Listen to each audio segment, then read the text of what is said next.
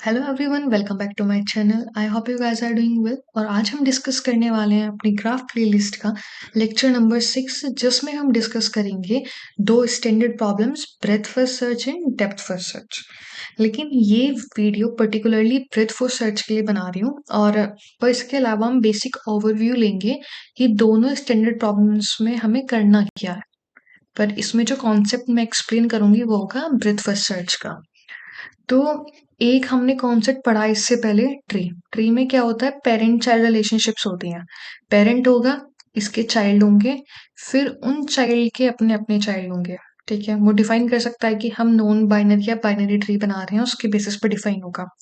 लेकिन ग्राफ में ऐसा कोई रिलेशन एग्जिस्ट नहीं करता। हम क्या करते हैं, स्टार्टिंग में एक रूट नोड अपने आप आइडेंटिफाई कर लेते हैं, जो हमारा मन होता है उसे रूट नोड लेते हैं, और उसके अकॉर्डिंग हम दूसरे नोड्स पे जाते हैं, विजिट करते हैं। तो मतलब मान लो अगर इसके पास 3 नेबर्स हैं और हर एक नेबर का एक एक नोड और है, मतलब एक एक नेबर और है, तो फिर हमारे पे डिपेंड करता है कि हम कैसे उन्हें आपस में कनेक्ट करते हैं। तो इसके लेवल्स बन जाते हैं। लेवल्स कैसे बन गए, ये एक लेवल हो गया, उसके चाइल्ड सारे सेकंड लेवल हो गए, चाइल्ड के चाइल्ड कौन से हो गए, थर्ड लेवल हो गए। ठीक है, तो ऐसे होते हैं इनके लेवल। तो ब्रेथ फर्स्ट सर्च, इसके नाम से हमें पता लग रहा है कि ब्रेथ के अकॉर्डिंग जो उसकी ब्रेथ होगी, मतलब एक पर्टिकुलर लेवल पे जितने भी नंबर ऑफ नोट्स होंगे, पहले हम उन्हें ऑब्जर्व करेंगे, उन्हें हम चूज करेंगे, उसके बाद फिर हम अगले वाले लेवल पे जाएंगे, तब उन्हें हम विजिट करेंगे। लेकिन डेप्थ फर्स्ट सर्च मतलब कि जितना वो डीपली जा सकता है पहले वो डीपली जाएगा, उसके बाद जो उसके आसपास के बचते हैं उन्हें बैक ट्रैक करते हुए या कुछ भी आके वापस उन्हें कवर करेगा। ठीक है, तो इसमें अगर ब्रेथ फर्स्ट सर्च है मतलब कि ये पहले इस लेवल के सारे नोट्स को लेगा, फिर इस लेवल के सारे नोट्स को लेगा, फिर तीसरे लेवल के नोट्स को कंसिडर करेगा। लेकिन डेप्थ फर्स्ट सर्च करेगा, पहले अपने चाइल्ड पे गया, फिर उसके चाइल्ड पे, अगर उससे कोई कनेक्टेड है तो उसके पास चला जाएगा। तो जैसे जैसे उसे मिलते रहेंगे कनेक्टेड, तब तक वो आगे बढ़ता ही रहेगा। ठीक है, तो ये एक बेसिक सी कुछ पॉइंट्स लिखे थे जिसे आप थ्योरी या फिर इंटरव्यू टाइम पे यूज कर सकते हो, ये एक्सप्लेन करने के लिए कि ब्रेथ फर्स्ट सर्च और डेप्थ फर्स्ट सर्च एग्जैक्टली होते क्या है। लेकिन हमें इसमें प्रॉब्लम कहाँ पे आती है, प्रॉब्लम आती है कि ग्राफ में हमारे पास एक साइकिल एग्जिस्ट करती है। हमने कॉन्सेप्ट पढ़ा था कि ग्राफ में साइकिल कैसे एग्जिस्ट करती है। मतलब साइकिल का मतलब है कि जहां से आप स्टार्ट कर रहे हो वहीं पे ही आप एंड करने लग जाओ। जैसे आपका डेली रूटीन होता है, आप घर से निकलते हो, जॉब करके आते हो या कॉलेज जाकर आते हो, वापिस आके अपना खाना वाना खाते हो और वापस सो जाते हो, फिर सुबह तुम्हारा वही रूटीन चलने लग जाता है। तो ये एक साइकिल हो चुकी है, जो तुम्हारा डेली रूटीन बन चुका है वीकडेज का। तो यही हम साइकिल कहते हैं ग्राफ में, कि जिस जगह से आप चले उसी जगह पर अगर आप एंड कर रहे हो तो उसका मतलब कि उस ग्राफ में एक साइकिल एग्जिस्ट करती है। जैसे मैंने एग्जांपल लिया है इस ग्राफ का, तो अगर आप ए से स्टार्ट कर रहे हो आप बी तक जा सकते हो, बी से अगर आप सी जाते हो, सॉरी डी जाते हो, यहाँ पे बी से डी जाते हो, तो डी से आप दोबारा ए आ जाते हो। तो यहाँ पे एक साइकिल एग्जिस्ट करती है। दूसरी साइकिल कहाँ एग्जिस्ट करती है, अगर हमने ए को रूट नोड माना है तब की बात हो रही है ये। आप ए से चले, बी पे गए, बी से सी, सी से ई, ई से डी और फिर डी से अगेन ए। तो इस केस में दो साइकिल एग्जिस्ट करती है अगर हम ए को रूट नोड मानते हैं। अगर हम बी को रूट नोड मानते तो हमारे पास साइकिल कैसे एग्जिस्ट करती, बी से हम सी पे गए, सी से ई, डी और फिर डी से अगेन बी। तो इसका मतलब कि यहाँ पे एक साइकिल एग्जिस्ट करती है। लेकिन क्वेश्चन आता है कि साइकिल एग्जिस्ट करने की वजह से क्यों प्रॉब्लम आ सकती है इसमें। तो अगर मैं कहूँ कि मुझे इस ग्राफ के सारे नोट्स बताना है कि कौन कितने नोट्स हैं, मतलब क्या वैल्यूज है उन नोट्स की। ठीक है, तो मैं पहले ए को मैंने माना इसका रूट नोड है, मैं ए पे चली गई। ए से मुझे पता लग गया कि ए बी से कनेक्टेड है, डी से कनेक्टेड है, तो मैंने दोनों वैल्यू कंसिडर कर ली। फिर बी किससे कनेक्टेड था, सी। डी किससे कनेक्टेड था, ई। तो अभी मैं ये भी तो देख सकती हूँ कि डी दोबारा से ए के साथ कनेक्टेड है। अगर आपको ये समझना है तो फिर दूसरों से समझते हैं कि आप चले ए से बी तक जा सकते हो, बी से सी पे गए, सी से ई, ई से डी, डी से आप दोबारा ए आ गए। फिर मुझे ए से पता लग जाएगा कि ए तो बी से भी कनेक्टेड है, अगेन सी से कनेक्टेड है, ई से कनेक्टेड है, डी से कनेक्टेड है। तो यहाँ पे इनफाइनाइट लूप चल जाएगा कि आपको ये ही नहीं पता लगेगा कि आपको रुकना कहाँ है। लेकिन ट्री में कैसा होता था कि जब भी हम लास्ट नोड पे पहुंच गए, लास्ट चाइल्ड पे पहुंच गए, तभी हमारे पास आगे वो किसको पॉइंट करता था, नल को, जिससे हमें पता लग जाता था कि हाँ, ये वाली पर्टिकुलर ब्रांच यहाँ पर एंड हो जाती है। लेकिन ग्राफ में हमारे पास ऐसे अलग से कुछ नहीं है कि जिससे हम ये आइडेंटिफाई कर सकें कि कहाँ से हमने स्टार्ट किया था, तो वहीं पे ही हम इसे एंड करते हैं। तो अगर प्रॉब्लम है तो सॉल्यूशन भी होगा, तो इसका सॉल्यूशन हमने निकाला है कि हम क्या करेंगे, एक एरे लेंगे जिसे हम बोलेंगे विजिटेड एरे।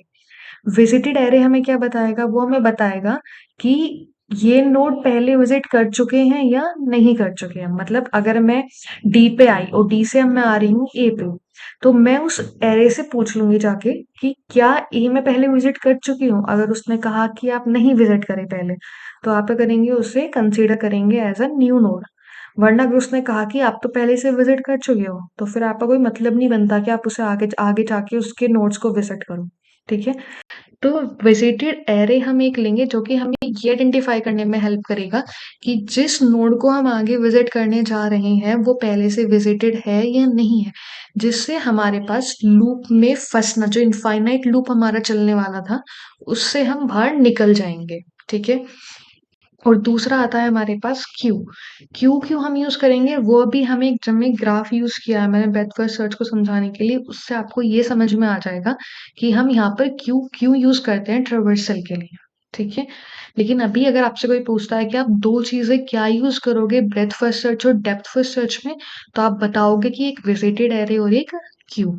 ठीक है, अभी हम स्टार्ट करते हैं पूरा थियोरेटिकल पार्ट, और जितना भी डिस्क्रिप्शन में कवर कर सकती थी ब्रेथ फर्स्ट सर्च के लिए जिससे आपको वो समझ में आ जाए, वो अब हम यहाँ से डिस्कस करना शुरू करते हैं।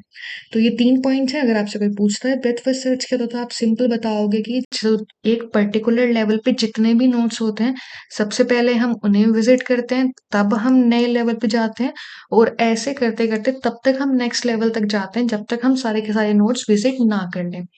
दो चीजें जो हम यहाँ यूज करने वाले हैं वो है क्यू और विजिटेड एरे। ठीक है, ये चीजें आपको क्लियर होंगी अभी तो मैं आपको इसका इस ग्राफ का एक्सप्लेनेशन दूंगी कि कैसे आप ये बताओगे कि इस पूरे ग्राफ में हम कितने नंबर ऑफ नोड्स हैं ट्रावर्सल करके हैं। ठीक है, अब हमने क्या किया, हमारे पास ग्राफ है, हमने एक विजिटेड एरे ले लिया, एक क्यू ले लिया। आपने क्यू कॉन्सेप्ट पहले पढ़ा हुआ होगा कि उसमें एक फ्रंट पॉइंट होता है, एक एंड पॉइंट होता है। ठीक, फ्रंट एंड से हम पॉपअप करते रहते हैं, डिफाइन करता है कौन से टाइप की हम क्यू यूज करें, लेकिन हम इसमें फ्रंट से एलिमेंट्स को रिमूव करेंगे। ठीक है, तो सबसे पहले हमने क्या किया, इस ग्राफ में हमने माना है कि हमारे पास एक रूट नोड होगा ए। ठीक है, ए जो होगा वो रूट नोड होगा, तो ए को हम क्यू के अंदर भी इंसर्ट कर देंगे और विजिटेड एरे। तो विजिटेड एरे हमें ये बताने वाला है कि हाँ, ए को हम विजिट कर चुके हैं, और क्यू हमें ये हेल्प करेगा इसका स्टार्टिंग वाला एलिमेंट ये आइडेंटिफाई करने में कि जो भी फ्रंट पर होगा उससे कनेक्टेड कितने नंबर ऑफ नोड्स हैं जिन्हें हमें आगे जाके विजिट करना है। ठीक है, और जिन्हें हमें विजिट करना है फिर हम आगे पूछ लेंगे कि वो पर्टिकुलर नोड विजिटेड है या नहीं है। अगर नहीं होगा तो हम आगे कंटिन्यू करते रहेंगे, विजिट तो उसे हम वहीं पे लीव कर देंगे। ठीक है, अभी देखते हैं कि सबसे पहले हमने क्या किया, ए को रूट नोड कंसीडर किया, ए को फिर हमने पुश कर दिया विजिटेड एरे में भी और क्यू के अंदर भी। ठीक है, फिर हम क्या करने वाले हैं, हम क्या करेंगे, अब रिमूव करेंगे ए को, क्यू में से ए को रिमूव कर देंगे, और फिर हम चेक करेंगे कि ए कितने नोड्स के साथ कनेक्टेड है। तो ए जो कनेक्टेड था वो है सिर्फ ई के साथ। ठीक है, तो हमने क्या किया, ई को इंसर्ट कर दिया, ई को फिर हमने दोनों चीजों में इंसर्ट करा, क्यू में भी और विजिटेड एरे में। विजिटेड एरे में क्यों कर रहे हैं हम, ये बताने के लिए कि हाँ, हम ए को और ई को पहले ही विजिट कर चुके हैं। अब क्यू हमें बताएगा कि अब हमें किस एलिमेंट के कॉरेस्पॉन्डिंग नेबर्स को कंसीडर करना है। अब हमारे पास टॉप पे क्या है, फ्रंट में यहाँ पर ई, ई को हम रिमूव कर देंगे क्यू से, कि अब हम ई के सारे सारे नेबर्स को विजिट करने जा रहे हैं। तो ई के नेबर्स कौन कौन से थे, ई के नेबर्स थे ए, बी और डी।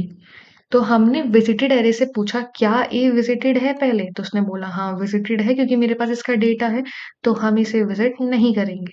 फिर हम पूछेंगे विजिटेड एरे से कि क्या बी विजिटेड है, तो नहीं है, तो हमने बी को इंसर्ट कर दिया यहाँ पे। फिर हमने पूछा क्या डी विजिटेड था, तो विजिटेड ने बोला नहीं वो विजिटेड नहीं है, तो हमने उसे क्यू में इंसर्ट कर दिया। ठीक है। अब जो भी हम यहाँ इंसर्ट कर रहे हैं, साथ के साथ हम विजिटेड एरिया को ये बता रहे हैं कि अब हम इन नोड्स को हम विजिट कर चुके हैं। तो हमारे पास डेटा इसमें ऐड हो जाएगा बी और डी का। ठीक है। अब टॉप पे आता है हमारे पास बी। बी बोलता है कि अब बी को हम पॉप आउट कर देंगे और फिर हम बोलेंगे कि बी के साथ मतलब बी के कॉरेस्पॉन्डिंग नेबर्स कौन कौन से हैं। ठीक है। तो बी के नेबर्स हैं हमारे पास सी और ई। तो हम पूछते हैं विजिटेड एरिया से क्या सी पहले से विजिटेड है, उसने बोला नहीं, विजिटेड नहीं है। तो हम क्या कर देंगे, क्यू में ऐड कर देंगे सी को, और विजिटेड एरिया में भी हम सी को ऐड कर देंगे। फिर हम पूछेंगे क्या ई पहले से विजिटेड है, वो चेक करेगा, वो बोलेगा हाँ ई तो विजिटेड है, तो हम ई को आगे कंसिडर नहीं करेंगे। तो बी के साथ ऐसा कौन सा एलिमेंट है जो आगे कंटिन्यू कर रहा है, मतलब जो पहले से विजिटेड नहीं है, वो है सी। तो हमने क्या किया, सी को विजिटेड एरे में भी ऐड कर दिया और क्यू में भी ऐड कर दिया। ठीक है। अब हमारे पास फ्रंट में क्या है, डी। फ्रंट में है हमारे पास डी। अब हमने क्या किया, डी को पॉप कर दिया। अब हम पूछते हैं ग्राफ में जाए कि क्या डी के साथ कोई से एलिमेंट्स कनेक्टेड हैं, पॉइंट। तो डी के साथ हमारे पास कनेक्टेड जो आते हैं वो आते हैं हमारे पास, मतलब डी के पास हमारे पास, जस्ट अ सेकेंड।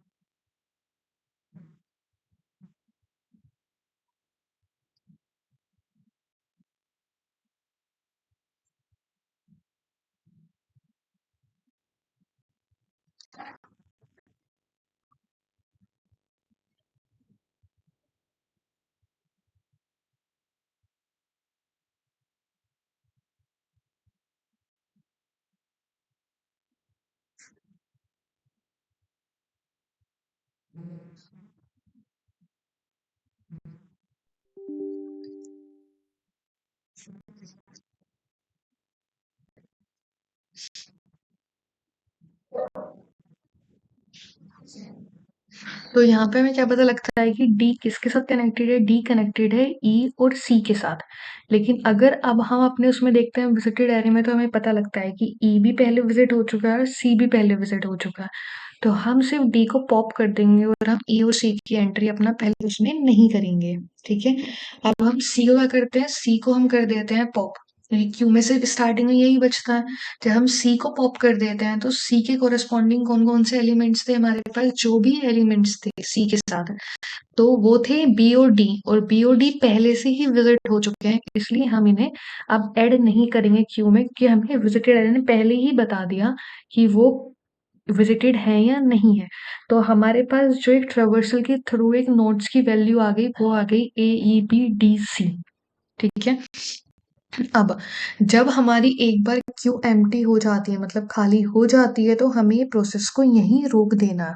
तो हमें इससे क्या समझ में आता है कि जब भी हमें ब्रेथ फर्स्ट सर्च करना होगा, तो ब्रेथ फर्स्ट सर्च का मतलब होगा कि एक पर्टिकुलर लेवल पे जितने भी नंबर ऑफ नोड्स होंगे उन सबको विजिट करो, फिर नेक्स्ट लेवल पे जाओ, फिर उन्हें विजिट करो, और तब तक करते रहो नेक्स्ट लेवल पे जाने का काम, जब तक सारे के सारे नोड्स विजिटेड मार्क ना हो जाए। और तो फिर हमने दो की वो ली थी वैल्यूज, एक एरे ली थी, एक क्यू ली थी। सबसे पहले हमने एक रूट नोड को चूज किया, दोनों में वैल्यू इंसर्ट कर दी। फिर हम क्यू के फ्रंट से पॉप करते रहे, और जो भी उनके नेबर्स थे उन्हें क्यू में भी एंटर करते रहे और विजिटेड एरे में भी। और उसके थ्रू हमने अपना प्रोसेस कंटिन्यू किया। लेकिन अब इसमें प्रॉब्लम क्या आ सकती है, जो हम क्या कर रहे थे अभी ऊपर विजिटेड एरे में डायरेक्ट वैल्यू इंसर्ट कर रहे थे कि ए है बी है, तो हमें क्या करना पड़ता, फॉर लूप रन करना पड़ता। कि पहले चेक करो बी है या नहीं है, फिर चेक करो डी है या नहीं है। ऐसे करते करते वो नंबर ऑफ लूप ज्यादा रन करते हैं। तो इसका एक सॉल्यूशन क्या है कि हम यहाँ पे एक बुलियन विजिटेड एरे लेंगे जो कि जिसकी लेंथ सेम होगी जितने हमारे ग्राफ में नोड्स हैं। तो हम बुलियन विजिटेड एरे लेंगे और इसकी लेंथ सेम होगी जितने भी नंबर ऑफ नोड्स हमारे ग्राफ में होंगे। अब यहाँ पे नोड्स है हमारे A B C D E F. तो हमने उतने ही इंडेक्स का एक एरे बना लिया जो कि है 6 0 to 5। और हमने एक क्यू ले लिया जिसमें हम फ्रंट से एलिमेंट्स को पॉप करेंगे और उनके नेबर्स को यूज करेंगे आगे नेक्स्ट लेवल पे कंटिन्यू करने के लिए। अब मान लो अभी मैं यूज करती हूँ रूट नोड को यूज करती हूँ मैं ए, मतलब मैं ए को रूट नोड मान लेती हूँ। ठीक है, तो इसका मतलब टॉप पे हमारे पास ए आ जाता है अभी जो पहला लेवल है। तो हमने क्या किया, सबसे पहले हमने ए को इंसर्ट कर दिया और ए को हमने क्यू में डाल दिया। ठीक, अब ए विजिट हो गया। अब हम क्या करने वाले हैं, ए को अब हम पॉप करने वाले हैं। जब हम ए को पॉप कर देंगे तो ए के नेबर्स कौन कौन से हैं, ए के नेबर्स हैं बी एंड सी। अब ए के नेबर्स बी एंड सी हैं तो हम क्या चेक करेंगे, विजिटेड अरे से जाके पूछेंगे क्या हमारे यहाँ पर, अब हाँ सॉरी यहाँ पे हमने बुलियन वेरिएबल यूज किया था बुलियन एरे। तो हम यहाँ पे 0 ट्रू या फॉल्स करेंगे। तो हम यहाँ मार्क करेंगे कि हाँ ए पहले से विजिट हो चुका है, ट्रू। अब ए के नेबर्स कौन कौन से, जब हमने ए को पॉप कर दिया, ए को पॉप करने के बाद पता लगा कि इसके नेबर हैं बी एंड सी। फिर हमने विजिटेड एरे में जाके पूछा कि क्या बी में ट्रू है, ए बी तो नहीं है, तो इसका मतलब कि ये विजिटेड नहीं है। तो हमने क्या किया, बी को टॉप पे इंसर्ट कर दिया और बी की जगह पे हमने ट्रू कर दिया कि हाँ ये विजिटेड हो चुका है। फिर हमने सी को भी ट्रू मार्क कर दिया और सेम हमने क्यू में सी को इंसर्ट कर दिया। अब हमने देखा बी को पॉप किया, बी को पॉप करने पे हमारे पास उसके नेबर्स कौन कौन से आते हैं, उसके नेबर्स आते हैं ए एंड डी। अब हमने पूछा विजिटेड एरे से क्या ए पहले से विजिटेड है, तो हाँ वो उसने हमें ट्रू रिटर्न किया। तो हम ए को आगे नहीं करेंगे विजिट, क्योंकि हमें अपनी साइकिल से इनफाइनाइट लूप मेंटेन हटाना है, मतलब रिमूव करना है, इनफाइनाइट लूप रन ना करें। फिर हमने पूछा डी, क्या डी विजिटेड एरे में एग्जिस्ट करता है, तो नहीं करता क्योंकि वहां कोई वैल्यू ही नहीं है अभी। तो हम क्या करेंगे, डी को क्यू में एंटर कर देंगे और डी की वैल्यू को हम क्या कर देंगे, ट्रू। अब हमने क्या किया, सी को पॉप किया। तो सी के नेबर्स कौन कौन से हैं, सी के नेबर्स हैं A D F. Visited array में ए पहले से विजिटेड मार्क है, डी भी पहले से विजिटेड मार्क है, सिर्फ एफ जो है वो विजिटेड मार्क नहीं है। तो हम क्या कर देंगे, एफ को ट्रू मार्क कर देंगे और क्यू में इसे एंटर कर देंगे। अब क्या आता है हमारे पास पॉप करके, डी। तो हमने देखा डी के नेबर्स कौन कौन से हैं, डी के नेबर्स हैं C B C E F. Visited array बताता है कि बी पहले से ही विजिटेड है, सी पहले से ही विजिटेड है, एफ पहले से ही विजिटेड है, सिर्फ कौन सा विजिटेड नहीं है पहले से, ई। तो हम ई को क्यू में भी एंटर कर देंगे और साथ में एरे को भी ट्रू मार्क कर देंगे। अब हम पॉप करेंगे एफ को। हमने देखा एफ के नेबर्स कौन कौन से हैं, तो एफ के नेबर्स हैं C and D. C and D है तो, लेकिन हमारा जो विजिटेड एरे है वो हमें बताता है कि सी भी पहले से विजिटेड है, डी भी पहले से विजिटेड है। तो हम कुछ ना तो क्यू में इंसर्ट करेंगे ना ही एरे में कुछ चेंज करेंगे। फिर हम जो लास्ट एलिमेंट बचता है क्यू में वो है ई। हमने इसे भी पॉप कर दिया। ई बताते हैं कि ई सिर्फ किसके साथ कनेक्टेड है, डी के साथ। लेकिन हमने विजिटेड एरे से पूछा कि क्या डी पहले से विजिट हो चुका है, तो उसने बोला हाँ। तो हमने क्या करा, डी को भी पॉप कर दिया और कुछ भी चेंज नहीं करा, ना तो क्यू में कुछ चेंज किया ना ही हमने एरे में कुछ चेंज किया। तो इसका मतलब कि जब हमारी क्यू एम्प्टी हो जाती है तो हमें अपनी प्रोसेस को वहीं टर्मिनेट कर देना, खत्म कर देना। और हमें जो भी हमारे पास, जैसे से हम ये काम कर रहे थे वैसे ही हमें सदा प्रिंट कराते रहना है। जिस पे जो भी अनविजिटेड आता है उसी को ही हम प्रिंट करा लेंगे, तो हमारे पास एक पूरा फ्लो आ जाएगा कि कौन कौन से नोट्स हमारे अनविजिटेड हैं। अभी हम इसकी एल्गोरिथम समझ लेते हैं जिस तरीके से हम कोड लिखने वाले हैं, फिर हम कंटिन्यू करेंगे नेक्स्ट वीडियो में इसका कोडिंग पार्ट। तो सबसे पहले हमें चेक करना है कि क्यू एम्प्टी ना हो। जैसे ही क्यू एम्प्टी हुई, Q must not be empty, ठीक है, मतलब कि नल नहीं होनी चाहिए। अगर वो एम्प्टी है इसका मतलब हमें प्रोसेस रोक नहीं है। अगर नहीं है तभी हमें अपना प्रोसेस रन करना है। फिर हमें क्या करना है, उसके जो भी अनविजिटेड एलिमेंट्स थे, मतलब नेबर्स थे, उन सबको फिगर आउट करना है। अनविजिटेड नोड्स को हमें फिगर आउट करना है। और जैसे ही हमने फिगर आउट कर लिया जितने भी अनविजिटेड नोड्स थे, मतलब इससे पहले मैं करना था, पॉप करना था एलिमेंट क्यू में से, ठीक है, पॉप नोड फ्रॉम क्यू। जब क्यू में से हमारा एलिमेंट पॉप हो गया, फिर उसके साथ जितने भी अनविजिटेड नोड्स हैं उन्हें फिगर आउट करना है। जब हमने फिगर आउट कर लिया, फिर हमें पूछना है विजिटेड एरे से कि क्या वो पहले से विजिटेड है या नहीं है। अगर वो पहले से विजिटेड नहीं है, इफ नॉट, तो हमें क्या करना है, उन्हें मार्क करना है विजिटेड, और साथ में उनकी एंट्री करनी है क्यू में। क्यू में एंट्री करनी है। और जैसे ही हमारी ये एंट्री हो जाएगी, फिर हमें दोबारा से चेक करना है कि क्यू हमारी नल है या नहीं है। अगर नल नहीं है तो पॉप करना है स्टार्टिंग का एलिमेंट, उसके रिलेटेड जितने भी अनविजिटेड नोड्स हैं सबको विजिट करो। विजिटेड एरे में जाके चेक करो कि जो नोड्स हमें मिले हैं वो पहले से विजिटेड हैं या नहीं है। अगर नहीं है तो उन्हें विजिटेड मार्क कर दो, क्यू में उनकी एंट्री कर दो। और चाहो तो यहीं पे ही उसे प्रिंट करा लो या किसी एक्सटर्नल एरे में उसे स्टोर करा के बाद में प्रिंट करा लेना। तो ये इसका प्रोसेस होगा ब्रेथ फर्स्ट सर्च का। इस वीडियो में मैंने कोडिंग पार्ट इसलिए कवर नहीं किया है कि आप इसकी थ्योरी को समझ के एक बार खुद किसी भी वेबसाइट पे जाके जहाँ कोडिंग क्वेश्चंस आपको मिलते हैं वहां जाके ट्राई कर लो। अगर कोई डाउट आता है लिखते हुए, तो फिर आप जाके नेक्स्ट वीडियो देखना कि ऐसी, मतलब कौन सा ऐसा कॉन्सेप्ट आपका रह गया था जिसकी वजह से आपका कोड कंप्लीट नहीं हो पाया। क्योंकि यही एक सही अप्रोच होती है कि पहले आप थ्योरी अच्छे से समझो, उसके बाद खुद ट्राई करो कोडिंग पार्ट करने के लिए।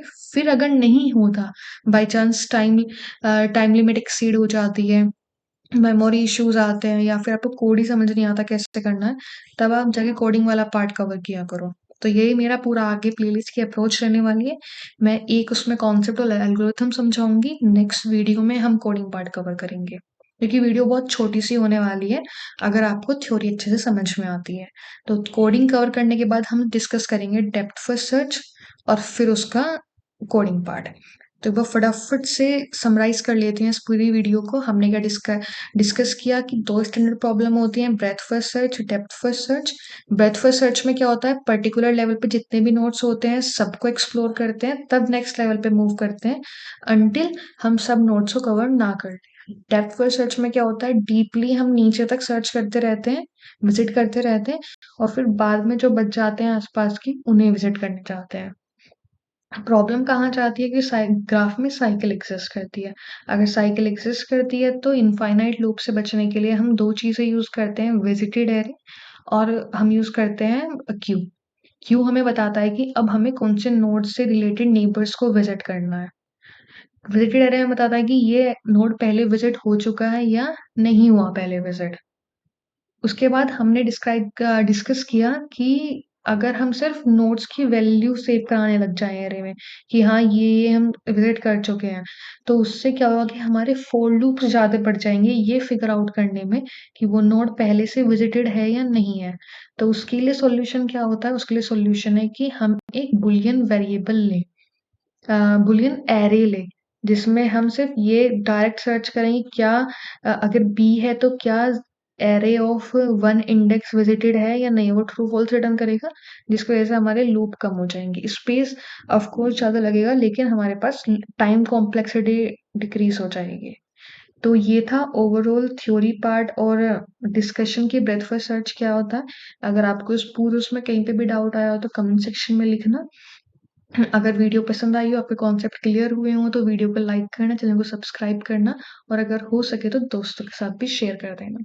Thank you so much.